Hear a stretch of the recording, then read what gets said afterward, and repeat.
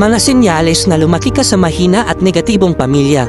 Number 1, lahat ng desisyon mo kailangan aprobado nila, kahit sarili mo ng buhay. Number 2, kapag may gusto kang gawin, ang una nilang tanong, magkakapera ka ba dyan? Number 3, kapag may problema ka, ang tanging sagot lang nila, tibayan mo loob mo, ganyan talaga ang buhay. Number 4, kapag nagkamali ka, paulit-ulit nilang ipaalala sa'yo habang buhay. Number 5, kapag nagtagumpay ka, iisipin nilang may utang na loob ka sa kanila. Number 6, kapag may opinion ka, wala kang galang kapag sumagot ka.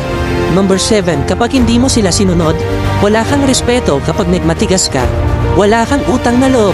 Number 8, kapag gusto mong umalis o lumayo, wala kang kwentang anak. Number 9, kapag may kailangan kang desisyonan, lalo na para sa future mo, hindi mo alam ang gagawin.